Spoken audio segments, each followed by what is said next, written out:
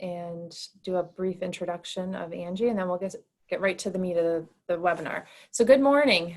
My name is Katie Malinowski, and I am the Executive Director of the New York State Tug Hill Commission. We are pleased to provide today's webinar on Justice Courts Solutions for Small Towns and Villages. There are multiple options available to municipalities for shared services in the justice courts, some of which require home rule legislation and action by the state legislature, and some which require no home rule legislation and local action only. This session will provide details on these options and share several real-life Tug Hill examples. A few housekeeping items. We have muted everyone except for our presenter to cut down on background noise. Please type your questions in the Q&A section and we will address them during and at the end of the presentation, depending on how they fit on where we're at. Today's presenter is known to some of you, Angie Kimball. She is a circuit rider for the Cooperative Tug Hill Council. She has served as a commission circuit rider since 2012. Prior to her work at the commission, Angie served as a town justice for Redfield for several years. She has presented on the topic at the New York State Department of State's Local Government Innovation Conference and at the Rockefeller Institute for Government's annual Local Government Forum.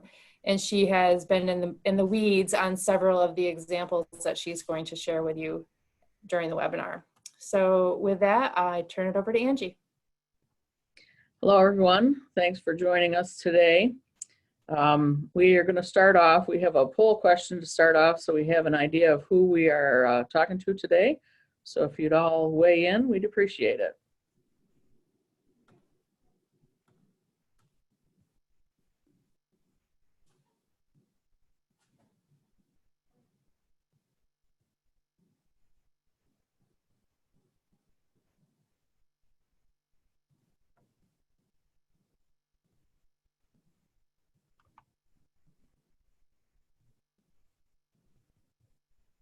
Okay, we'll have the results pop up here in just a minute and we'll get started.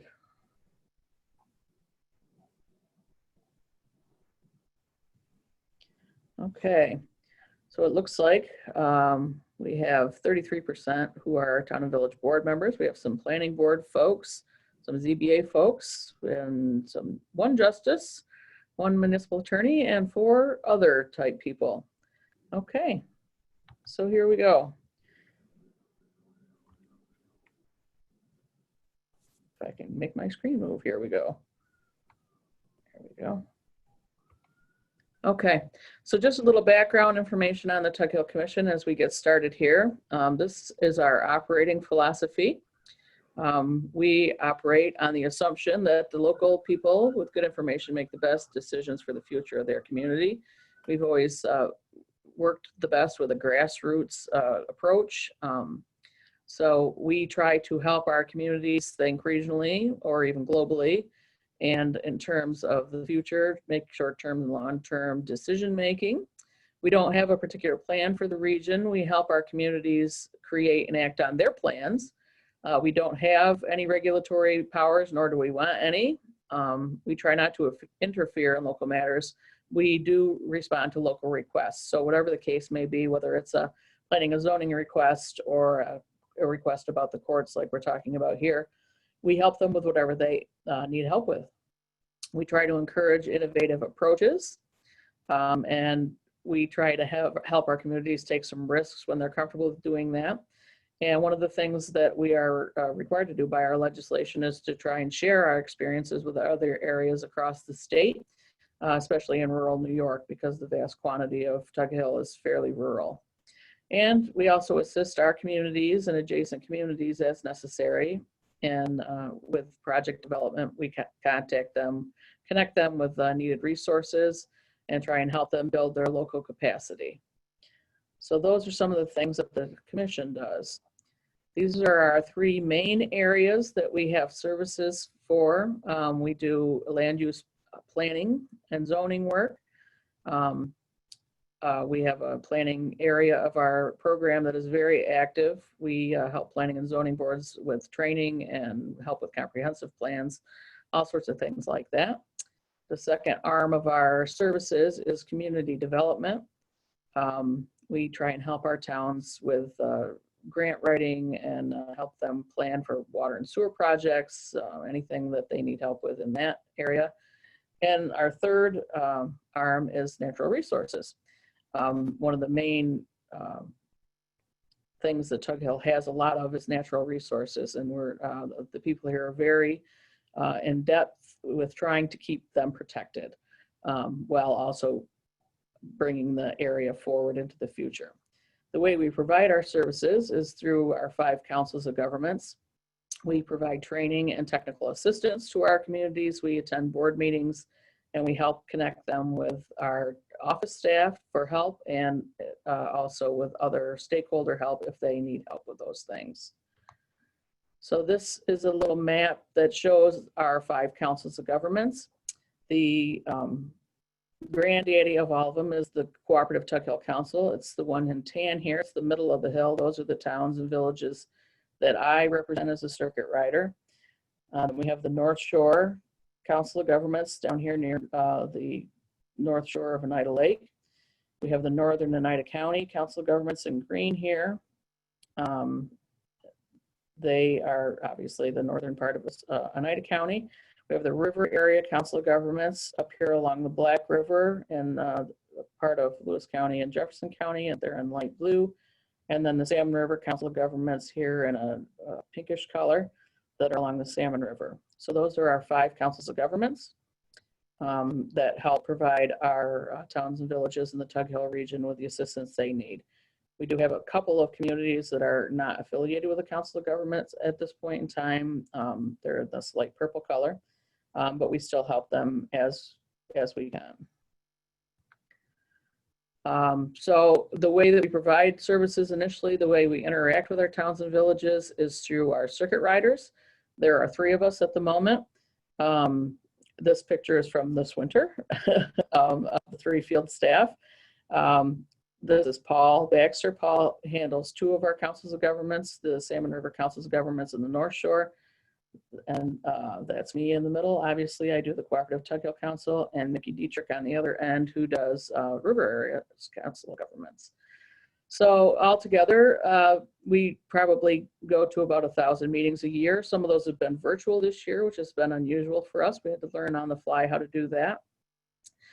We do help with our communities with planning assistance upon request, like I said, or we can connect them to our office staff who does a lot more of the in-depth work on the planning stuff.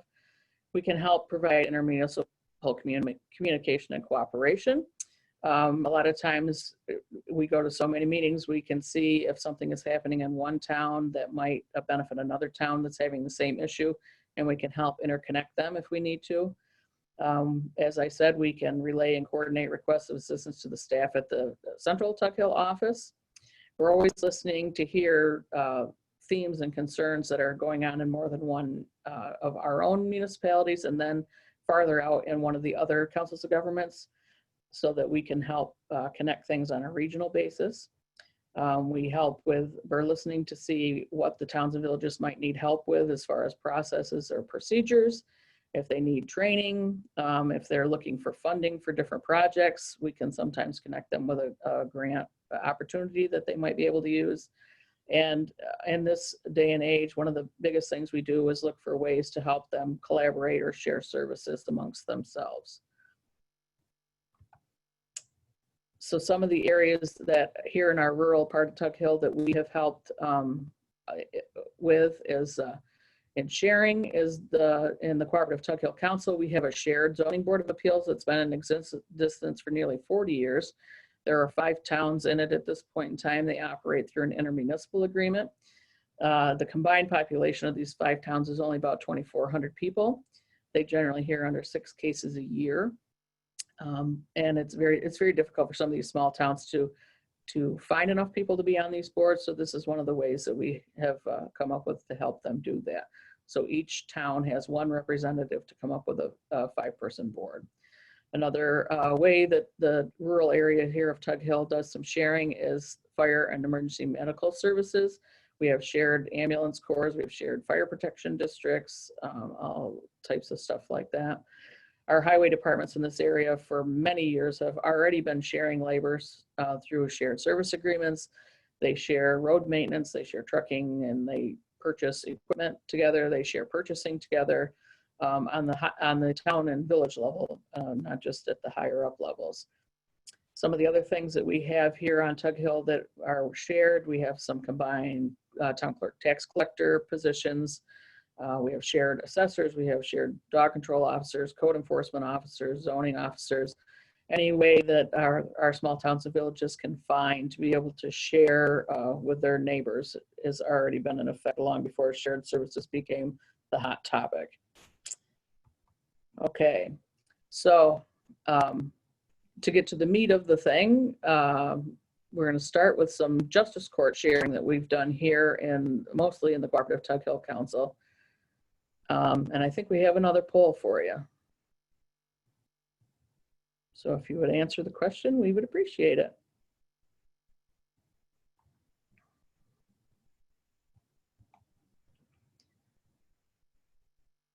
I'll give you a minute there before we go into the justice courts.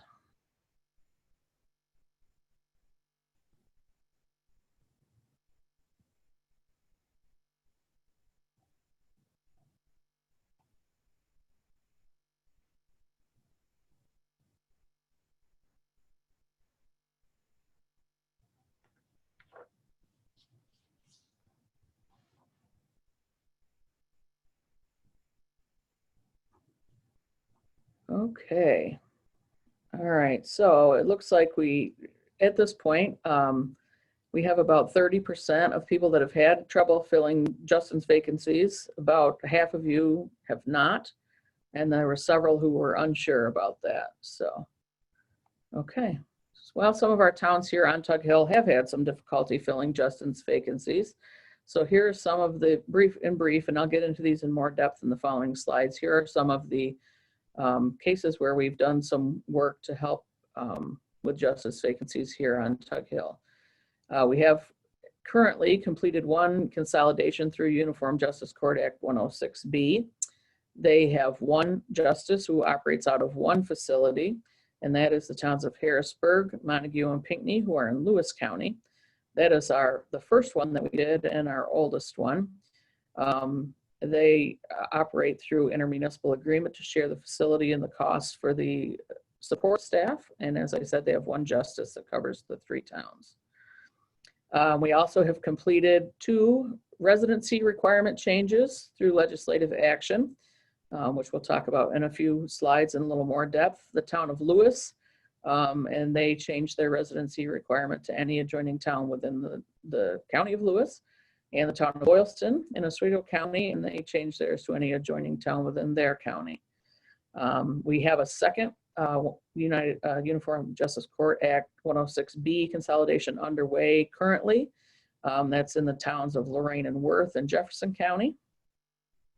And we have a couple of different facilities where they are sharing facilities without an official change of justice. The town of Leiden and the village of Port Leiden share a court facility, and one justice who was eligible to be elected in both spots covers that court at this point in time. And the town of West Turin shares a building with the village of Constableville in Lewis County. The commission has an issue paper on this, on the justice courts consolidation. The link will be at the end of this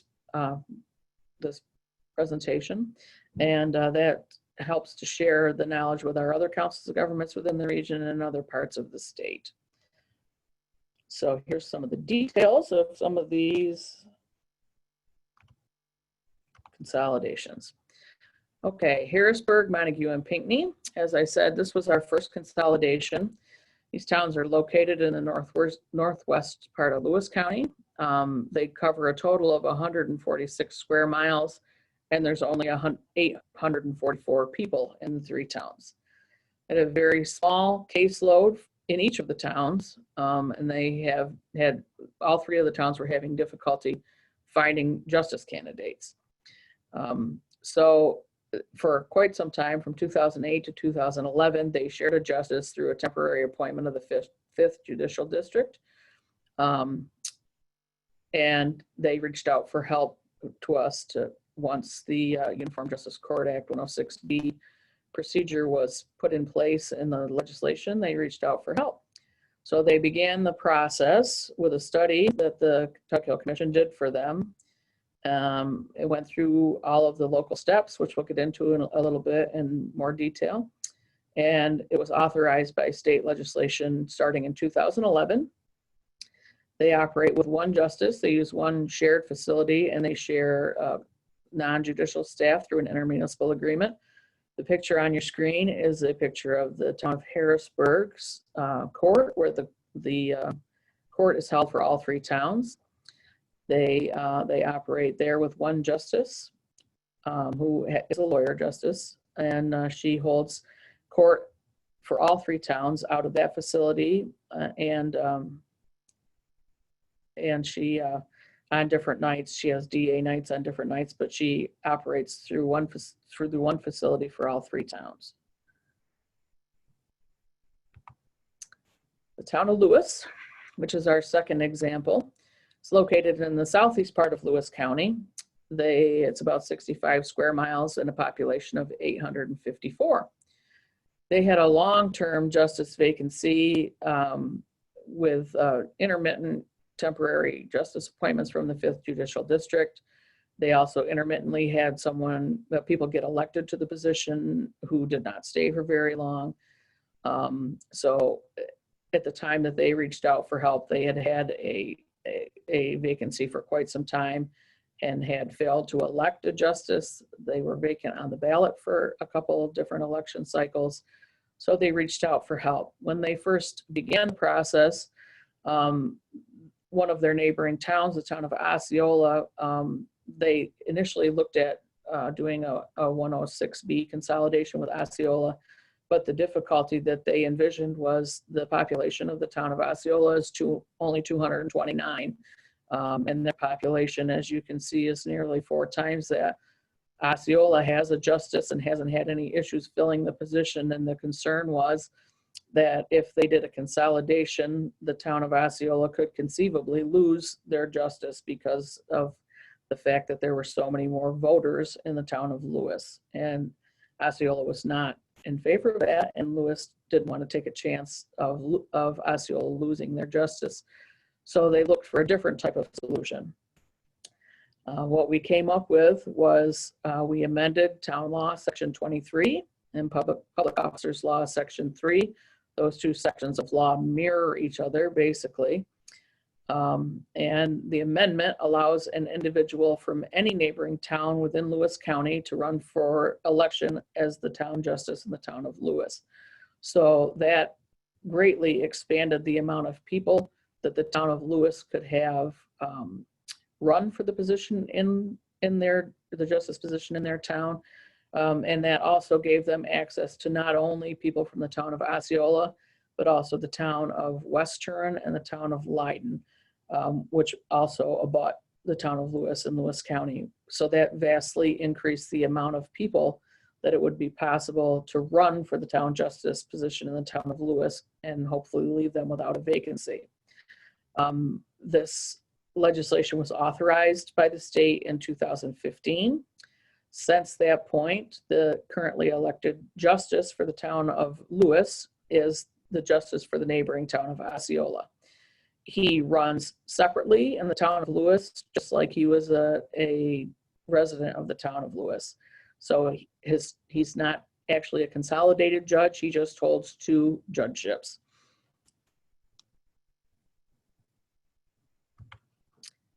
Okay, our third example from here on Tug Hill is the town of Boylston. Boylston is located in northeast Oswego County. It's 39 square miles with a population of only 549. They also were unable to fill a justice vacancy with an interested person who resided within their town. They had quite a long-standing vacancy in justice as well. We did a very similar legislation that we did for the town of Lewis. We amended Town Law Section 23 and Public Officers Law Section 3. The issue in the town of Boylston was similar. The towns that abut Boylston in Oswego County are the town of Redfield, which is a similar population, the town of Orwell, which is about twice as big, and the town of Sandy Creek, which is a very big town in comparison to Boylston. They're probably 4 or 5 times the population and include 2 villages. So a 106B consolidation in this situation, again, could have been problematic just due to the varying sizes of the towns.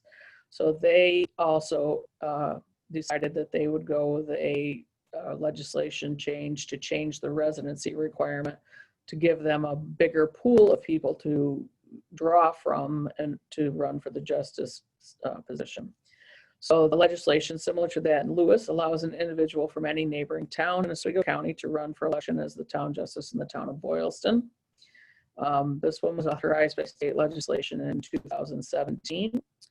Since that time, the currently elected justice is the justice for the neighboring town of Sandy Creek. That is the justice that was covering their court while they had a vacancy through a temporary appointment of the 5th Judicial District. So their justice will run next year again for the second term, or someone will run for the term in the town of Boylston next year. So we're just coming to the end of the first term for this one.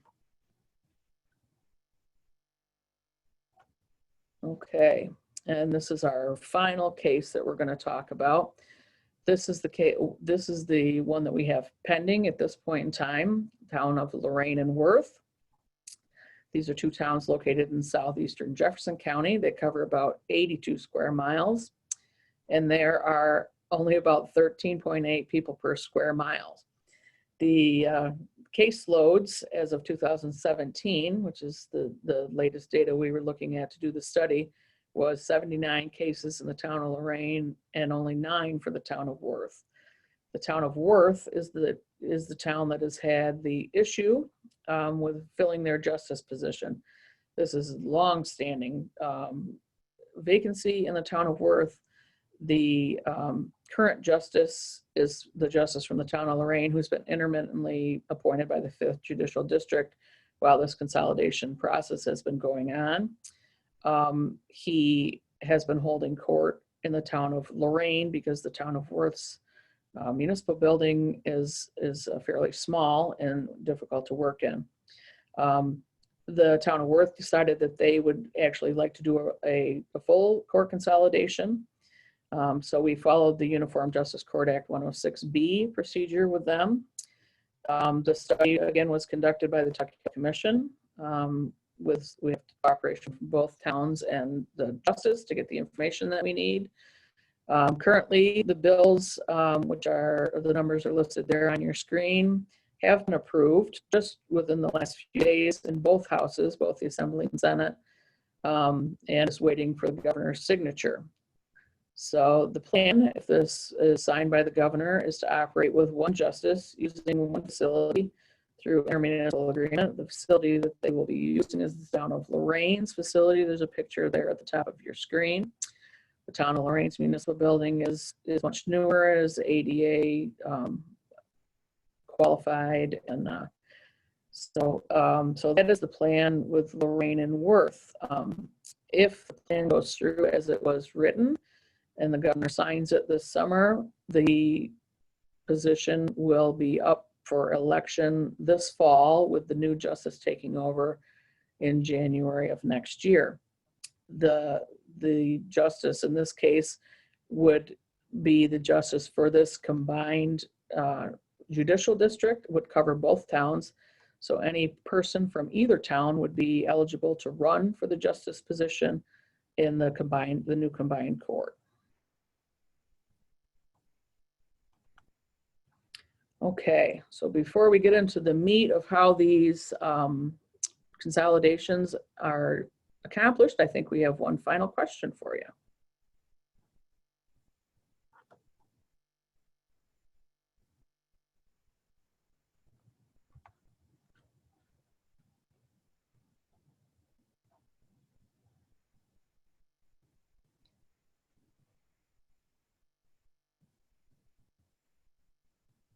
If anybody has any questions before I go into the consolidation options, please feel free to send them in on the Q&A.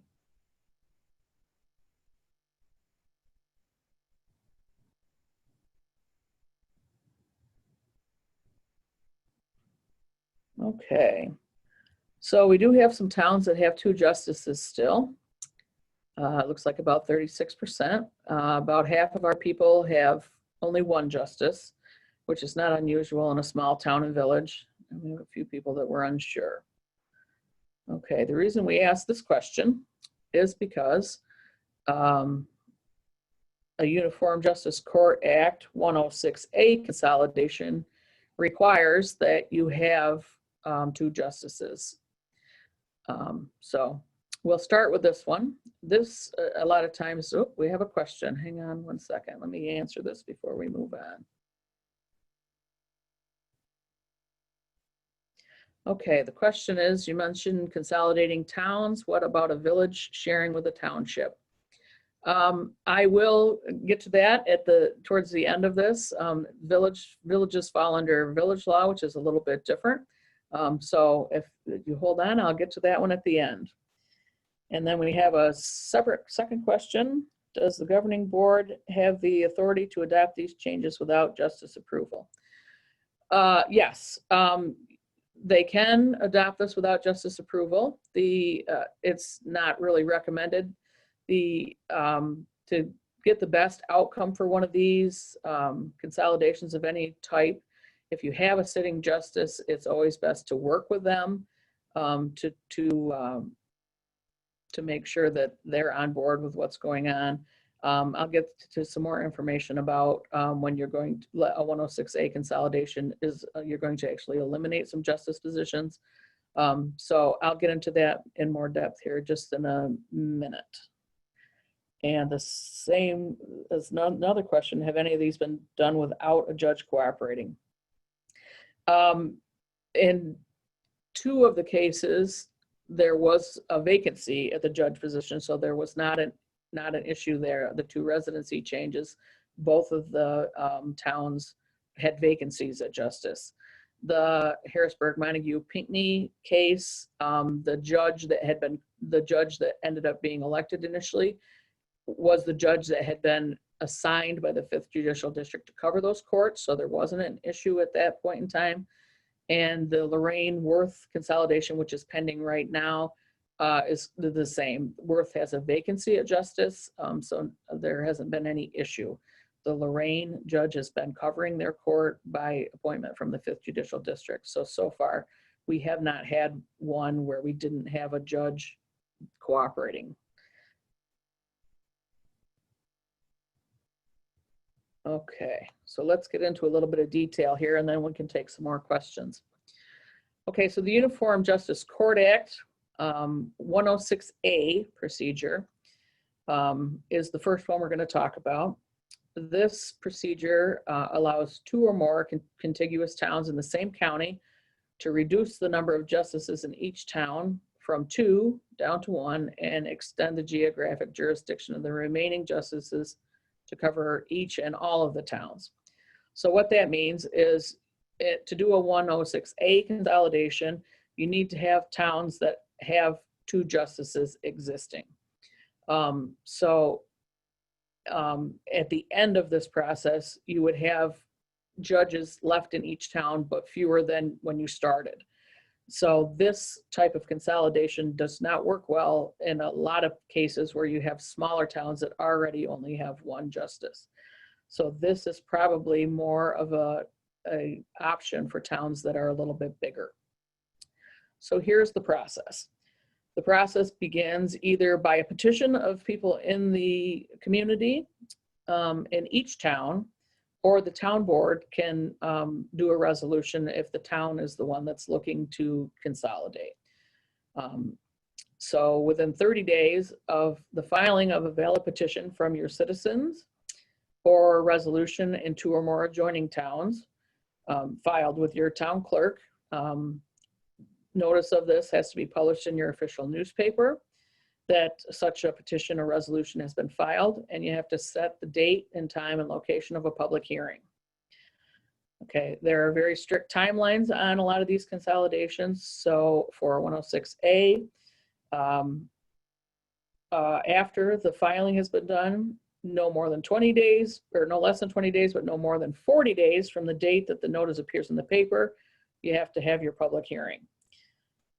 At the hearing, the boards of all the towns select someone to preside over the hearing and hear testimony and evidence concerning the petition or resolution. So most generally, one of the supervisors will be the one that presides at the hearing to take evidence from the people.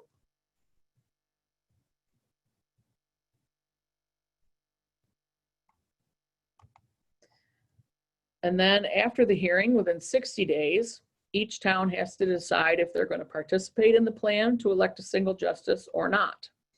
If even one of the towns does not approve the petition or the resolution, then the process is ended in a 106A. And even if there are, for instance, were 3 towns and 2 of the towns wanted to go forward and 1 did not, it doesn't make any difference. You have to start over. So if even one of the towns does not approve to go forward with the process stops in a 106A consolidation. If each town approves the petition and the resolution, then they approve a joint resolution.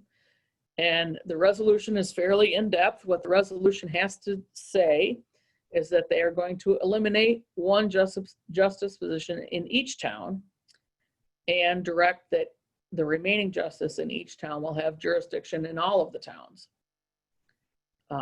The resolution also deals with the election timing for justices. This is an area where you are going to need to be in contact with your justices and figure out how you want to deal with this, because when you do a 106A consolidation, you have to make sure that you don't interfere with the existing term of office of the justices. So you need your consolidation to take place when the judge position that is going to be eliminated is going to expire. So you don't step on the justice term of a justice that is mid-term. It's also, the resolution also has to verify which positions are going to be eliminated. And as I said, you need to make sure that you don't step on the timing of the election of the justices. So once a joint resolution has been approved by all the towns involved, it goes to the electors of the town at the next general election. That's at least 60 days after the approval of the resolution. Most generally, that would be the following fall election in November. It has to go on the ballot for all the voters in your town to vote on the proposal to eliminate the justice positions and consolidate the courts. After the election, if it is approved by the majority of the voters in your town, then it's considered adopted, and the plan proceeds according to what you've laid out in your joint resolution as far as which positions will be eliminated and the timing of when the justice positions will end. If the resolution is not approved by the majority of the voters of your town, of any town of the consolidation, then it is considered defeated. Just as the initial, after the initial resolution, if any town does not approve, the proposition is defeated for all of the towns. If that occurs, then the process concludes with no change to the pre-existing judicial configuration.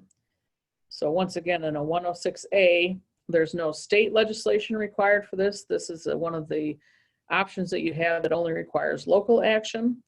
But as I said, there are several stops in it if it does not get approved by one of the towns, or if the voters in any of the towns do not approve, then the consolidation stops. Does anyone have any questions about 106A before I move on?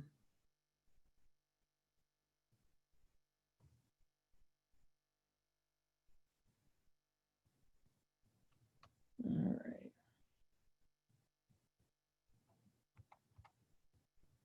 Okay, not seeing any, I will move on to the next.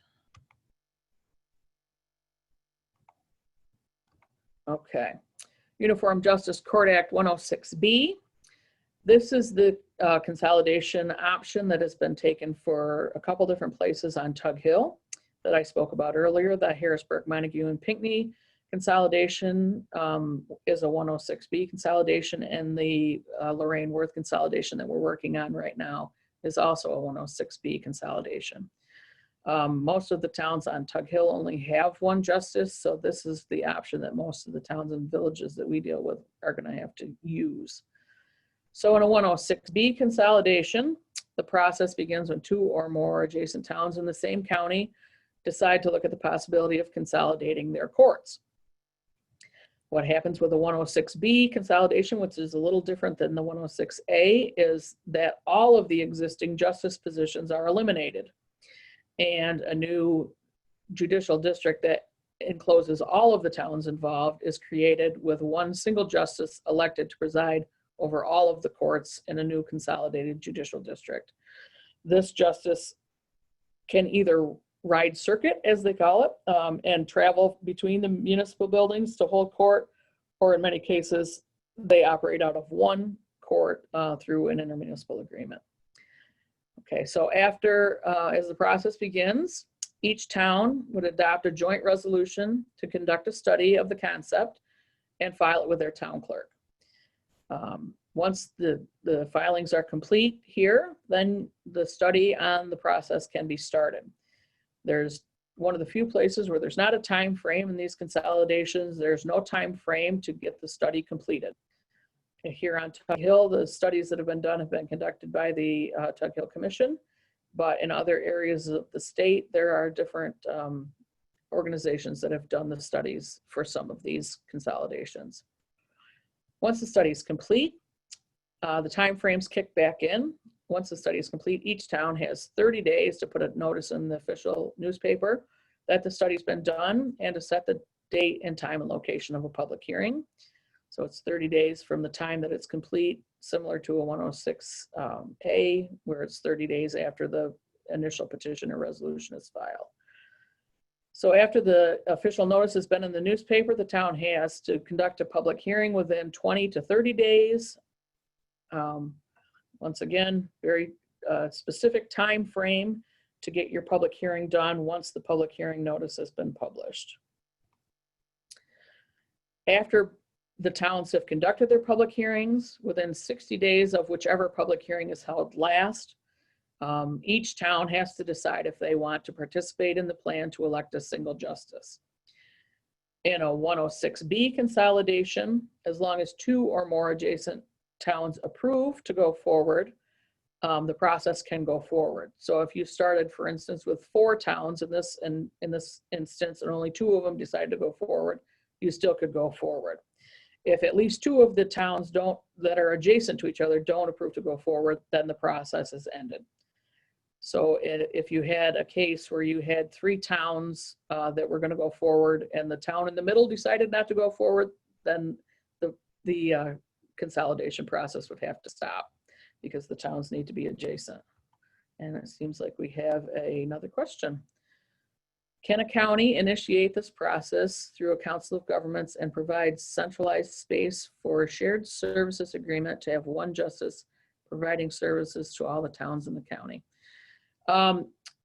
Once again, the county-led process would be, you're talking about more of a district court, and the process would have to go through each town.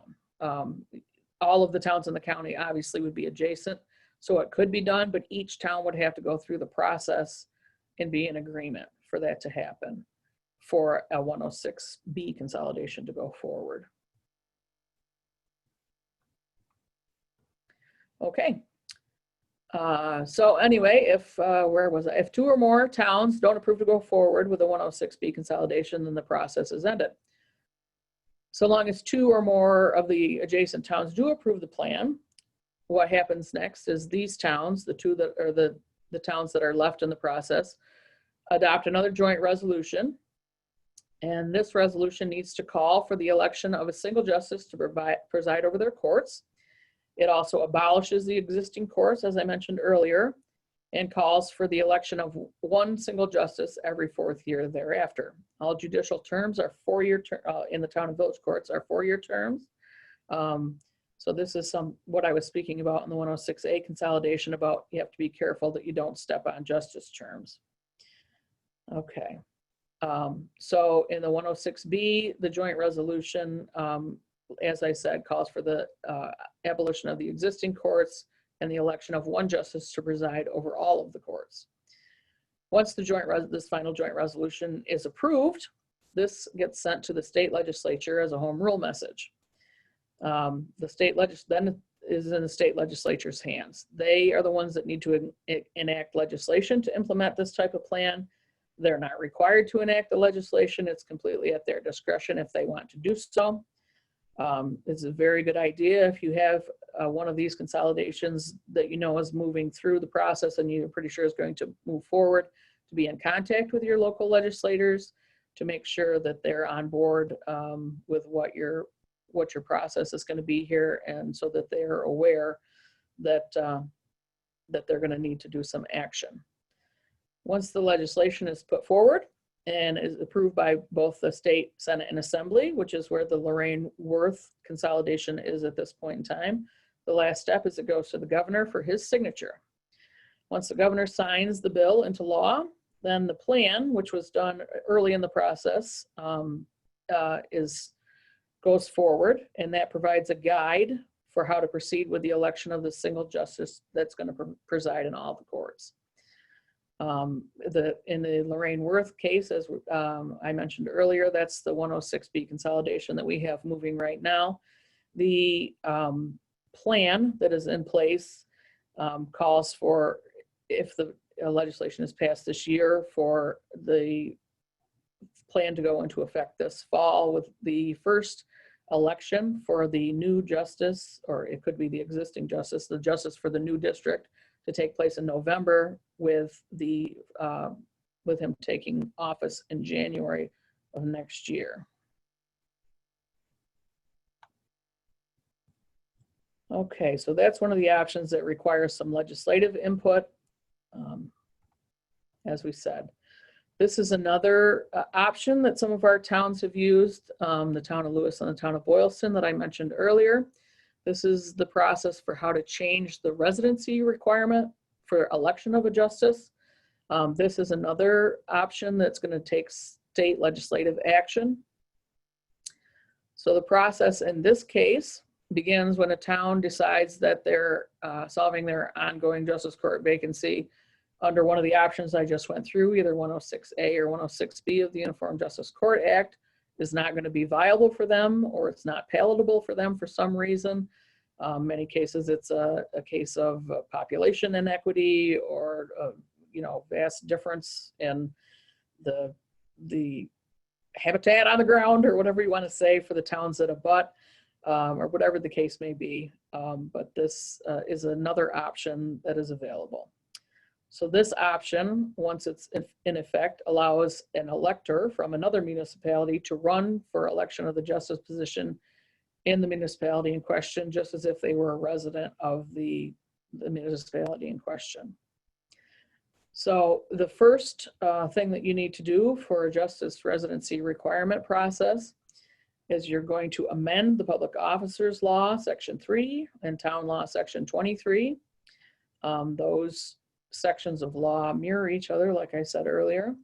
These proposed amendments need to be drafted in cooperation with your state legislative representatives, because they're the ones that are going to carry the bill, and they may have opinions about how they think that this should work. There are various prior amendments to these sections of law that you can use as examples. There are some in the two cases that I spoke about, they allow for an election of a position to the position from anyone from a town that adjoins that town within the same county. There are a couple changes on the books that allow for the election of a justice from any other town within the county, whether they adjoin or not. And there are a couple that allow for the election of any person within that county or an adjoining county. That can be problematic in some areas, where you're going to cross over judicial districts. It's also problematic, in my opinion, because if you're going out of your county, you'll be dealing with could conceivably be dealing with two different sets of district attorney's offices, assigned counsel offices, things like that.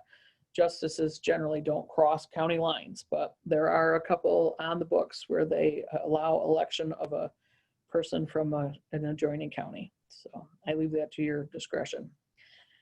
In any case, once you have the proposed amendments drafted, they should be sent to the staff of your state legislative representative so that they can review them and possibly amend them if they don't feel that what you have come up with is something that they can get approved in the legislature. The state legislators may request a resolution of support from your municipality, or they might request a home rule message. It's also wise at this point in time to advise your judicial district supervising and administrative judges that you're contemplating a residency requirement change.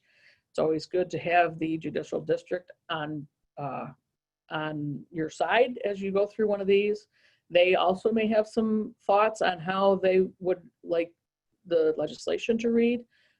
As I mentioned, sometimes there are some issues with crossing judicial districts or crossing county lines that they may not be in favor of. So it's always wise to be speaking to your judicial districts, supervising and administrative judges. Once the proposed legislation gets approval from all of these parties, then it will be given bill numbers, and it's in the hands of the state legislators at that point in time to navigate through the legislative process to get approval in both the state Senate and the Assembly. Just as with the 106B consolidation, once the bill has been approved by both houses of the state legislature, it goes to the governor for his signature. And once he approves the legislation, it becomes law. This allows the vacant justice position to be placed on the ballot in the next election by the County Board of Elections, with anyone in the expanded area able to run for the position.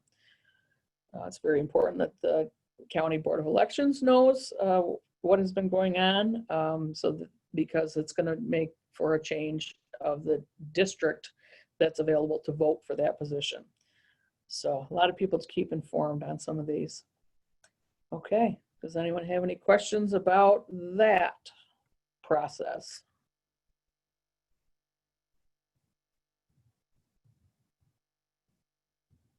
Okay, moving on. Here's some things to remember.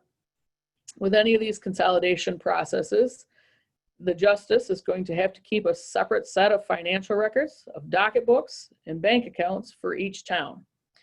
The consolidation does not allow you to consolidate your records. It does not allow you to consolidate your caseload in your docket books, and it does not allow you to consolidate your bank accounts. In each of these consolidation processes, a separate set of records of all kinds needs to be maintained for each town, and those records are the property of each town individually.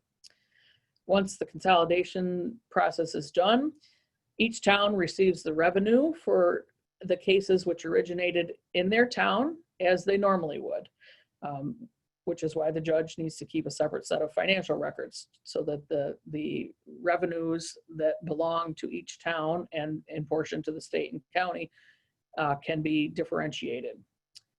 Each town is also still responsible for the expenses and salary of the justice and any court staff. Any sharing of these costs of a consolidated court has got to be accomplished through an intermunicipal agreement. But each town is responsible for a portion, at least, of the salary for the justice and for any other expenses. Any consolidation process, as I've mentioned a couple times, needs to be done very carefully so as not to infringe on the existing judicial terms of office. So as one of the questions earlier was making sure all affected stakeholders are informed throughout the process can be vital to a smooth consolidation. You could get an uncooperative judge, especially if they feel that this has been sprung on them without having any input.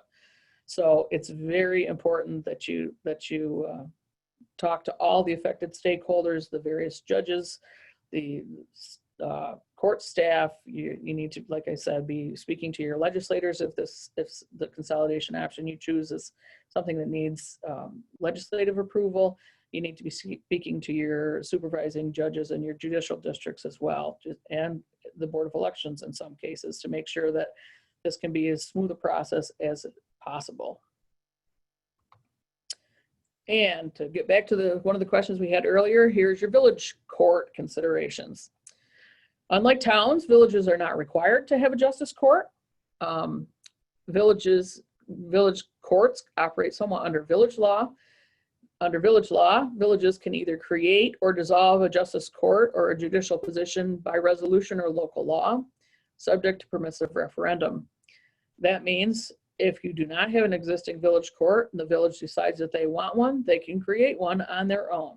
When they create the village court, they just, as a matter of course, create a village justice position to fill it.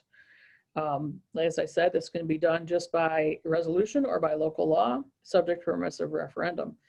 And if the converse is true, the village decides that they no longer need their court, they can dissolve their village court and dissolve any judicial position by resolution or by local law. There's no need to go through the state process, the 106B consolidation process, 106A consolidation, or any of those things. Because justices have, or villages have some slightly different considerations. Okay. Villages are allowed to have one justice. They can have a court with 2 justices, or they can have a court with 1 justice and an acting justice. The terms of office for these justices are staggered, just as town justice positions are if you have more than 1 justice.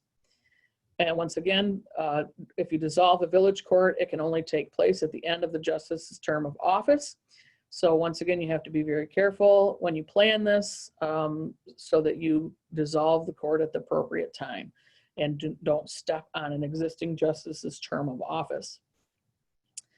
Upon the dissolution of a village court, any cases that are active are transferred to the town within which the village is located. As well as the records are transferred, the records for cases that are already disposed are also transferred to the town. So that requires a lot of times some coordination between the village and the town. And I saw a question pop up, so let's see what that was. Okay, who comes up with any pay increase for the judge? Salary for a judicial position is determined by the town board, just as any other elected official. If you're doing a 106B consolidation, the plan may outline what a proposal for the salary is. It may be a salary that is already in existence. It may be a different salary depending because of the increased workload. But the plan will generally outline a proposed salary for the judge and the proposed amount that each municipality is going to pay. So if the judge asks for an increase in pay at budget time, that increase would be handled by each town separately, just like any other elected official. In my opinion, if it's 2 or 3 towns, might want to consult with each other, you know, to say this is going to be the salary, and then split it amongst the towns in the proportion that they've agreed upon to split other things in the IMA. But that's at the control of the town boards. And we have another question. If a fine is levied by a town court on behalf of a village ordinance, how is the fine dispersed? Just like any other fine or fee that's levied by a court, there is a set procedure that each law, the percentage of it that goes to the town, to the village, to the county, to the state. That's done by statute in most cases. So when the justice files a report at the end of the month to the Office of the State Comptroller, the comptroller determines how much of the fine money for the month goes to each entity. So generally, it's not an issue that the town or village has got to figure out where it goes. It's usually done by statute. Hopefully that answers that question. Okay. Let's see what else we got here. Okay, intermunicipal agreements. So once a 106B consolidation, or in some case 106A consolidation, or a residency change or residency requirement change goes into effect, many times the municipalities want to share more than just the justice, because that would be where possible savings might come in. The justice is going to get a salary from both of them, so generally there's not a lot of savings as far as the justice salary is concerned. So this is one area where you might find some savings. So intermunicipal agreements, Article 5G of General Municipal Law allows municipalities the authority to enter into, amend, cancel, or terminate agreements for the performance of their functions, powers, and duties on a cooperative or contract basis. There are many different options that people use intermunicipal agreements for. This is just one of the options where it can be used. So pursuant to general municipal law, 2 or more municipalities can enter into an agreement to share their court facilities, including the courtroom. They can share supplies, they can share office space, they can share clerks or non-judicial staff. And the intermunicipal agreement would outline how these things would be shared and how the costs for these things would be divided. If there's not a consolidation in place, you could still do an intermunicipal agreement to share a facility with one of your adjoining towns. That would result in a justice holding court outside of their jurisdiction, but that is allowed by statute, so long as an IMA is in place, an intermunicipal agreement is in place, and the municipalities adjoin each other. So it is an option that you can look at, even if you don't intend to consolidate your justice position. You can still use a facility that might put your justice out of his jurisdiction to hold court. It is recommended that you consult with the justice prior to making this part of an intermunicipal agreement, but they are not required to approve the change of venue for the courtroom if a municipality decides that they want to share space with somebody else. While towns that are involved in consolidation are still responsible for justice salaries and expenses, like I said, the sharing of the facility and support staff costs through an IMA can result in some savings for municipalities sometimes. One caveat, the sharing of non-judicial staff, so your court clerks, stuff like that, does require the consent of the justice, because they are responsible to oversee the staff work. So if you intend to share a non-judicial staff, you need to make sure that the justice is on board with that. That has got to be taken into account in any intermunicipal agreement that you enter into. So that is one area that you absolutely do have to have the consent of the justice. So as I said, intermunicipal agreements can be used for many, many things. The longest term of an intermunicipal agreement is 5 years, but they can be shorter than that. The Harrisburg, Montague, Pinckney Consolidated Court that is already in effect here on Tug Hill, their intermunicipal agreement, they share the municipal building with it that is the newest. They share a court clerk, they share expenses. There is language written into the intermunicipal agreement if something comes up that has not been taken into account, that they can agree to share other costs. And the intermunicipal agreement in effect there is for 5 years. But as I said, they don't need to be for 5 years. If you don't want them to be, they can be shorter if you think that you're in a time where you might need to consult more frequently. Okay, and that's all I have. I would take any more questions if anybody had them. The link is there to my email, my phone number's there. There also is a link here to a paper on Justice Court Consolidation Solutions that goes over the vast majority of this material. It's available on the Tug Hill website. And this slideshow and the recording of it, I believe, is going to be available on the Tug Hill website as well once we're finished. So I'd take any other questions if anybody had any.